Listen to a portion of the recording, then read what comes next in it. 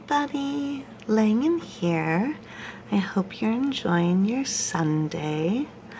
Today I decided that I needed to do a bit of rating and reacting some of PetSmart's care guides, in particular because I'm so into my new Betta Rem. I thought we would correct and react to PetSmart's Betta care guides. Slight issue. I filmed this video with my reactions live, drawing them on and stuff, and then my editing program for some reason wouldn't let me use any of those clips. So I'm redoing this all in one take on my phone just because I do think it'll be a fun video to get out to you all, and I do love showing off this beautiful, beautiful boy. My pretty, pretty manly fish. My pretty, pretty man fish.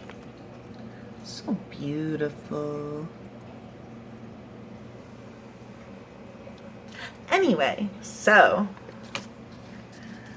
I ended up, here's the thing that I hate the most about this care guide. It has this shopping checklist, almost like set up for a busy parent who's agreed to get their kid a Betta. It says, the first thing it says is a 1/2 gallon bowl or larger, and they even use one of their silly 1 bowl examples in here for a 1/2 gallon bowl, and it's terrible, and I scribbled it all out and wrote no, no, no, no, no, because that is not what you keep your Betta in. They need, I believe US standard is 2.5 gallons, but most hobbyists agree it should be 5 gallons. In some other countries like Germany, the standard is 10 gallons per Betta. I keep my Betta in a 10-gallon tank. He really likes it. But I'm not saying you have to go 10 gallons. I'm just saying a 1/2 gallon is insane. That's too small, and they have it on the shopping checklist. Everything else on the shopping checklist is good. They have some things that are unnecessary on there, like decorations and a fishnet. But, you know, that's fine. This part, how to set up a Betta aquarium. Again, it says you can buy a 1/2 gallon bowl, but up here says 3 gallon minimum, or a filtered aquarium. It says add the conditioner, rinse ornaments and put them in. Bettas require water temperature ranging between 74 and 82 degrees. If necessary, use an aquarium heater of 5 watts per each gallon. It's not terrible advice. They warn you not to plug the heater in right away because you want it to acclimate to the water it's in first. And to let your Betta's temperature acclimate in the bag, and to do 10% weekly or 25% monthly water changes. That's not necessarily going to be the water change percentage you want to use, but that's not overall terrible advice. I'm giving this part of the section a 3 out of 5 because it's not terrible advice. It advises you to feed pellets, mix up with different things like brine shrimp. Then it goes down here, and I got upset because it says, if you're having any of these issues, see an aquatic veterinarian or a PetSmart associate. Okay, so most of us are not going to have access to an aquatic veterinarian. Those are very expensive and very rare. And are you really saying the best step if we can't get a rare specialist is just any old PetSmart employee? Because no, it's not. So what I advise you do is go to your fish person. Everybody should have one. Somebody on YouTube, somebody that they're friends with, somebody at a store, so maybe a Petco or PetSmart associate, or a worker at your local fish store that you know just really knows everything. I have a couple of fish people, and a couple of them are one's at a Petco, one's at our local fish store here.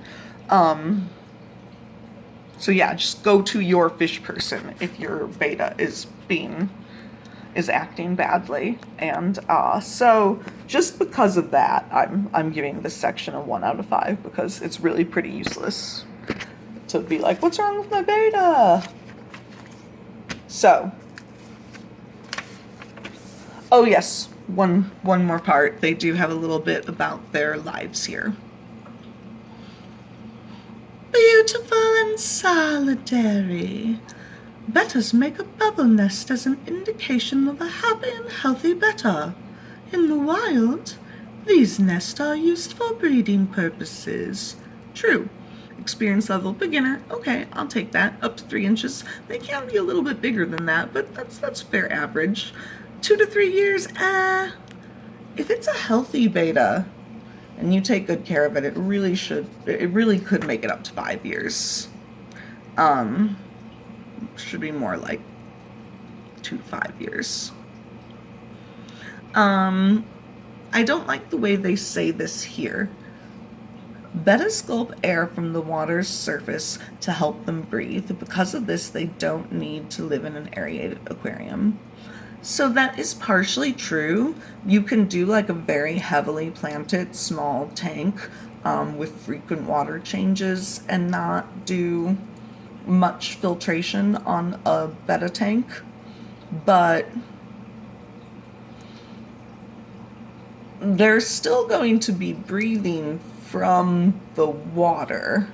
Like labyrinth organs, when they say they're gulping water to help them breathe, that means they have a labyrinth organ. And that's not like, that doesn't mean that they can just breathe air. Most of the fish still prefer a aerated aquarium. They're a fish. So I don't like that. And I don't like the way they phrase this here. Behaviors. Bettas can be kept in a large community aquarium or an unfiltered desktop aquarium. Fair, okay. Only put one male or female betta in the tank with other fish. They cannot live with other bettas. Just the way they phrase that, I understand they're just saying only put one betta in the tank. It sounds like they're saying only put one male or female. Kind of like the way they phrased it, it almost sounds like you could have one male and one female in your tank and that would be fine. And no, that'll be dead fish. No! So, I decided because this care guide is confusing and the information isn't entirely accurate, it gets a 2 out of 5 on the Langen score. Rem backs me up. We say find your fish people because PetSmart instructions are not the way to go. And remember, love your pets and they will love you back. Have a great night.